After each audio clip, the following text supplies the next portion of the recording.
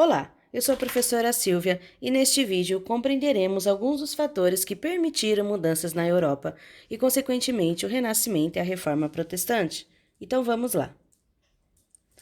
A cultura das cidades antigas era valorizada, mas, segundo alguns pensadores, após o fim do Império Romano, século V, houve decadência da vida urbana e a busca pelo conhecimento foi reprimida.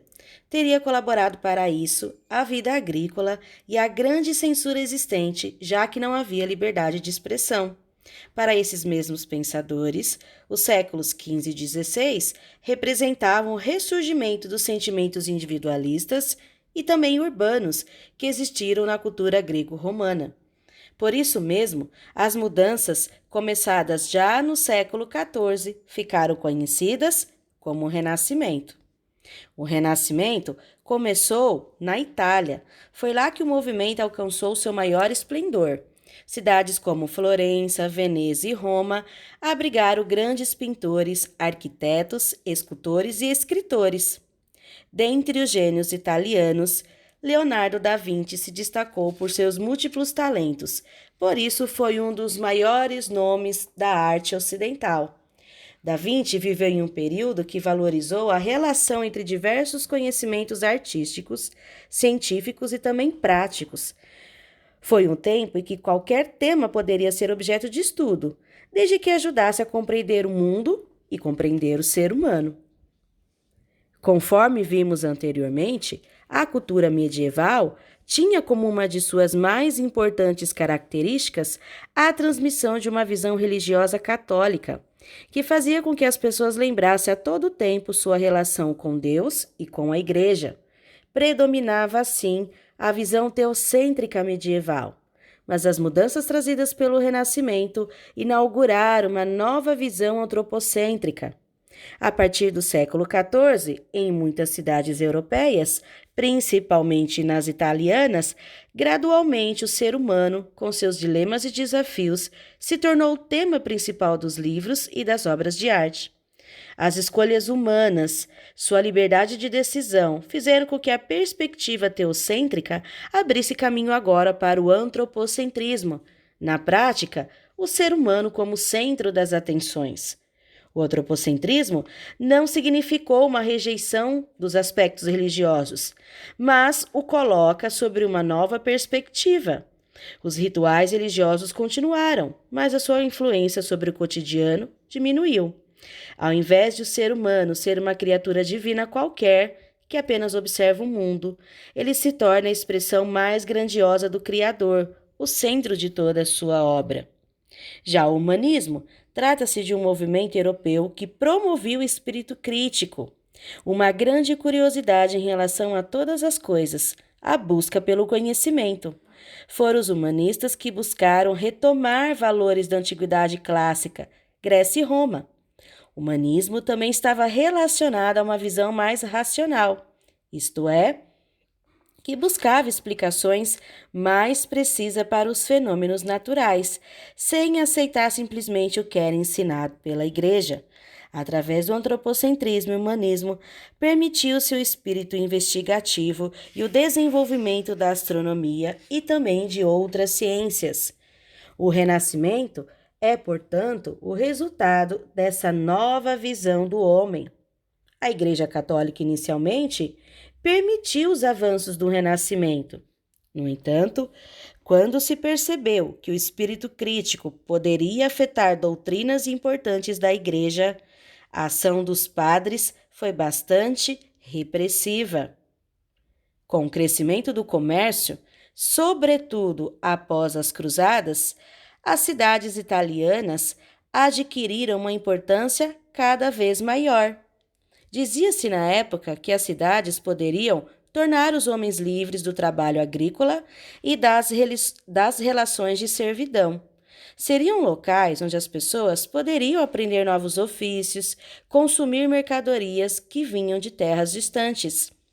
Esse processo, que ocorreu inicialmente na Península Itálica, aconteceu também em outras partes da Europa.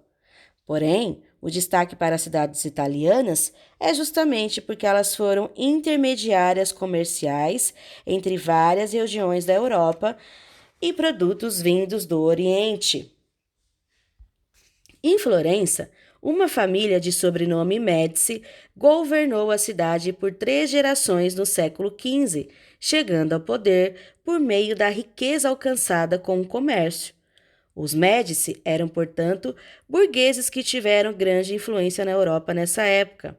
Os Médicis ficaram conhecidos por patrocinar escultores, artistas, escritores. Foram responsáveis por financiar importantes obras, como igrejas, praças e outros lugares que podem ser visitados até hoje. Os Médicis foram aquilo que chamamos de mecena, isto é, ricos que patrocinavam as artes, sustentando filósofos, escultores, pintores, entre outros. Um fator importante também para a difusão do Renascimento foi o desenvolvimento da imprensa pelo alemão Johannes Gutenberg, o que ampliou a circulação de livros pela Europa.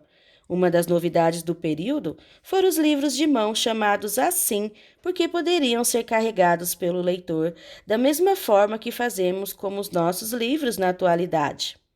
Até esse tempo, os livros eram feitos para ser apoiados em mesas. Surgiram vários impressores que publicaram textos inspirados nos ideais humanistas do Renascimento e também permitiu-se assim a divulgação da Bíblia. Entre os autores que se destacaram como precursores do Renascimento italiano, além do já mencionado, destaca-se Dante Alighieri, que escreveu a Divina Comédia, valorizando a língua italiana, enfraquecendo assim o latim, a língua oficial promovida em obras escritas pela Igreja. Essa obra, feita em poemas, reúne características medievais e modernas. Embora o tema seja medieval, a luta do personagem central para chegar ao paraíso mostra a forma como os seres humanos são representados. As artes foram o principal meio pelo qual o Renascimento se difundiu. Na arquitetura, foram feitos grandes projetos que se diferenciavam bastante do que era promovido na construção de catedrais góticas da Idade Média. Essas obras, que retomavam características da arquitetura greco-romana, utilizavam em profundidade conhecimentos de matemática e também de geometria. Na pintura, a arte renascentista se destacou pelo uso da perspectiva, que também utilizava princípios geométricos e matemáticos para as obras. A perspectiva permitia, por exemplo, melhor representação de espaços em profundidade nas pinturas, o que não era feito nos quadros medievais. Outro aspecto importante foi o uso de diferentes tonalidades nos quadros, no recurso chamado claro-escuro, em que algumas partes ficavam mais claras e outras mais escuras. As sombras conferiam maior realismo aos quadros e destacavam elementos da preferência do artista. O individualismo, que marcou o Renascimento, foi importante para a valorização dos autores das obras de arte, aspecto que não era tão ressaltado na arte medieval.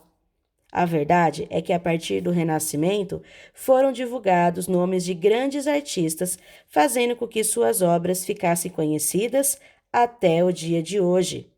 A pintura renascentista produziu um ideal de beleza que marcou o pensamento dos europeus a partir do século XV. Assim, os europeus, ao viajar para outras terras, levavam consigo o modelo do que consideravam bonito. A valorização da ciência também fez com que o Renascimento fosse um período de importantes avanços no espírito investigativo europeu. Surgiram, assim, várias descobertas que abrangiam a medicina, a astronomia e a física. Um nome de destaque no período, já mencionado neste vídeo, é o de Leonardo da Vinci, que escreveu sobre vários temas, inclusive sobre as possibilidades de criar uma máquina voadora. Durante a Idade Média, a Igreja defendeu a ideia de que a Terra seria o centro do universo, geocentrismo. com todos os astros girando ao seu redor em órbitas circulares. No entanto, um polonês chamado Nicolau Copérnico produziu uma obra, publicada no ano de sua morte, defendendo a ideia de que, na verdade, a Terra girava em torno do Sol. Essa foi uma das grandes descobertas da ciência durante o Renascimento, que veio a ser conhecida como heliocentrismo, que significa o Sol no centro. Um dos leitores da obra de Copérnico foi o cientista italiano Galileu Galilei, que aperfeiçoou o telescópio e procurou demonstrar as análises sobre o heliocentrismo. Observando o céu, Galileu verificou que a superfície da Lua não era lisa, como se pensava. Muito pelo contrário, a Lua tinha crateras e um relevo acidentado. As observações de Galileu fizeram com que ele fosse acusado de heresia pela Igreja Católica, que não aceitava o heliocentrismo. Diante do Tribunal da Inquisição e da ameaça de morte, Galileu renunciou às suas ideias e suas obras não puderam mais ser publicadas. Na medicina, destacaram-se André Vessalio e Miguel Servet. Vessalio foi um dos primeiros estudiosos da anatomia, a praticar a dissecação de cadáveres. Já Servet foi estudioso da circulação sanguínea, cujo tema foi aprofundado posteriormente. O desenvolvimento da ciência, que recebeu também muita influência de invenções chinesas e árabes, foi fundamental para as grandes navegações. Na literatura, importantes obras também foram produzidas. Em Portugal, a literatura renascentista pode ser vista principalmente nas obras de Gil Vicente e Luís de Camões. Gil Vicente escreveu O Alto da Barca do Inferno. Já Luís de Camões ficou conhecido pela obra Os Lusíadas, que trata das viagens do navegador português Vasco da Gama. Na Espanha, o principal nome é o de Miguel de Cervantes, autor da famosa obra Dom Quixote, no qual procurou ironizar as histórias de cavaleiros tão valorizadas na Idade Média. Através dessas histórias, mostrava-se os nobres lutando em defesa do bem dos oprimidos. Mas no livro de Cervantes, Dom Quixote é um nobre sonhador que pensa ser um grande cavaleiro, quando na verdade não passa de um homem atrapalhado.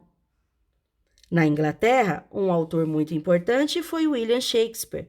Ele produziu importantes livros e peças de teatro que se tornaram mundialmente conhecidas.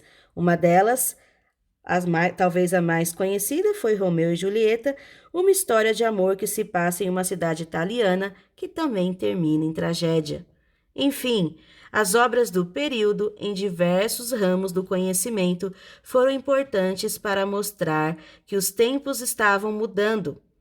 O impacto dessa nova mentalidade se fez sentir na Igreja Católica, que perdeu sua grande influência sobre a vida daquelas pessoas, abrindo caminho para o movimento que ficou conhecido como Reforma Protestante. Mas esse é conteúdo para a nossa próxima aula. Me despeço aqui, desejando que Deus cuide de todos e deixando um grande abraço.